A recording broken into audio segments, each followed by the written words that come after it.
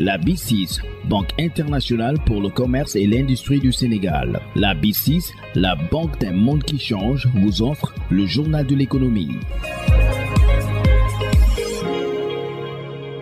Bonjour et bienvenue. Ce lundi, nous recevons le directeur régional du développement rural de Matam, Abdoulaye Camara. Il tire le bilan de la campagne de production dans cette région. On a une campagne avec une bonne pluviométrie et également un bon niveau d'ensoleillement parce que souvent quand il pleut le jour, on a certes beaucoup de pluie mais on n'a pas un bon ensoleillement et cela influe sur les rendements et les productions et les gens se posent des questions. Mais pour Matam, pour cette année-ci, on a eu des pluies surtout la nuit de telle sorte qu'on a eu un excellent hivernage pour les cultures pluviales. On a eu certes une pause en fin juin, début juillet, c'est-à-dire fin juin jusqu'au 19 juillet pour certains sites, mais après cela, on a eu des pluies régulières de telle sorte que les cultures se sont bien comportées, aussi bien pour les légumineuses, arachides, niébé que pour les céréales, maïs, mil, sorgho.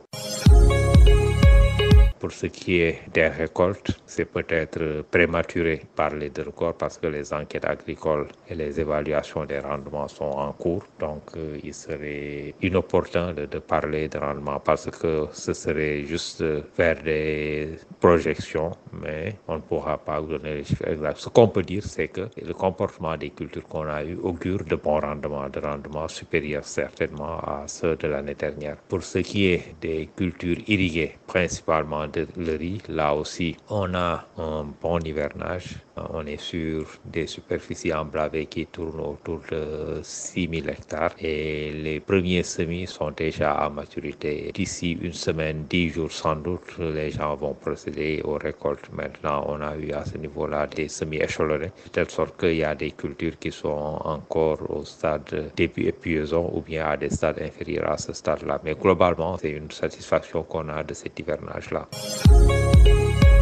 Côté culture de décrue également, il y a eu beaucoup de bruit autour de la montée des eaux au niveau du fleuve Sénégal, du dépassement pour ce qui est de Matam de la côte d'alerte qui est de 8 mètres. Mais le bon côté des choses, c'est qu'à ce niveau-là, on a eu un très bon remplissage des cuvettes de décrue et les eaux y ont assez duré pour permettre des cultures de décrue dans de très bonnes conditions. Actuellement, les eaux du fleuve sont en train de se retirer et suivant les localités, les gens sont en train de se préparer pour procéder aux cultures de décrue. Côté difficultés, il n'y en a pas eu trop. Peut-être les quelques difficultés dont on peut parler, c'est la présence des oiseaux granivores. Et à ce niveau-là aussi, la DPV est informée et elle est en train de prendre les mesures qu'il faut pour protéger les cultures de riz qui sont en train d'arriver à maturité. On a eu aussi une vague de piqueurs-suceurs qui sont très nuisibles sur les cultures de riz au stade grain laiteux, grain pâteux. Alors pour cela aussi, récemment, la DPV a mis en place un stock de